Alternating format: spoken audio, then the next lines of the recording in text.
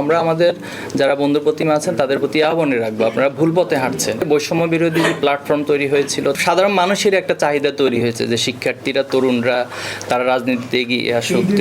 ছাত্রদল বা ছাত্র শিবিরের মধ্যে যে মতানৈক্য বা মত পার্থক্য দেখা যাচ্ছে, এইটা আসলে কি সামনের দিনে শেখ হাসিনা সরকার আওয়ামী লীগকে বাংলাদেশে পুনঃপ্রতিষ্ঠা করার নতুন পন্থা হিসেবে তৈরি হবে কিনা?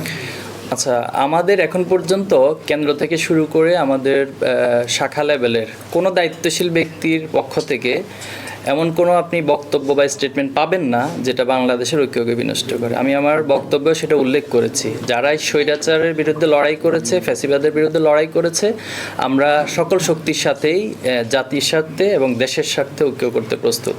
এজন্য কেউ যদি ভুল করে, আমাদের দায়িত্ব হচ্ছে তাকে ভুল ধরিয়ে দেওয়া, ভুল সংশোধন করিয়ে দেওয়া। তো আমরা আমাদের যারা বন্ধু প্রতিমা আছেন তাদের প্রতি আহ্বানে রাখবো, আপনারা ভুল পথে হাঁটছেন এবং এই ভুল পথে হাঁটার খেসারতটা ছাত্র শিবিরকে দিতে হবে না, বরং আপনাদেরকে দিতে হবে এবং আপনারা ফ্যাসিবাদকে বা ফ্যাসিবাদী যে শক্তি ছিল তাদেরকে জায়গা করে দিবেন এবং এর জন্য দীর্ঘমেয়াদে আপনাদেরকে ভোগান্তিতে পড়তে হবে। তো এই আহ্বানটুকু আমরা তাদের প্রতি রাখতে চাই।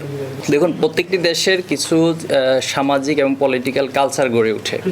তো পৃথিবীর অপর দেশগুলোতে পলিটিক্যাল কালচারটা এরকম না যেটা আমাদের বাংলাদেশে হয়। এবং বাংলাদেশে আপনি যদি হিস্ট্রিক্যালি অ্যানালিসিস করেন, এখানে প্রত্যেকটা মানে গুরুত্বপূর্ণ ইভেন্টে আসলে ছাত্রদেরই ভূমিকা ছিল। যত ধরনের বড় বড় ইভেন্ট এখানে হয়েছে, আন্দোলন হয়েছে, সংগ্রাম হয়েছে, লড়াই হয়েছে, অধিকার আদায় হয়েছে।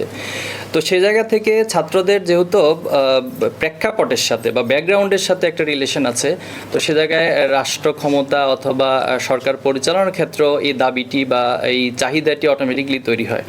তো সেই জায়গা থেকে আমার মনে হয়েছে যে বৈষম্য বিরোধী যে প্ল্যাটফর্ম তৈরি হয়েছিল, তারপরে সেখানে সরকারের কয়েকজন উপদেষ্টা আছে, ছাত্রদের প্রতিনিধি এবং সাধারণ মানুষের একটা চাহিদা তৈরি হয়েছে যে শিক্ষার্থীরা, তরুণরা তারা রাজনীতিতে এগিয়ে আসুক। যেহেতু দীর্ঘদিন হচ্ছে বিরাজনীতিকরণ অথবা হচ্ছে একমুখী রাজনীতিকরণ অথবা ফ্যাসিবাদী রাজনীতি ছিল, সে কারণে আসলে যারা সত্যিকার অর্থে সচেতন অথবা যারা সত্যিকার অর্থে মেধাবী, তারা আসলে রাজনীতিতে আসার জন্য সেভাবে উৎসাহিত হয়নি।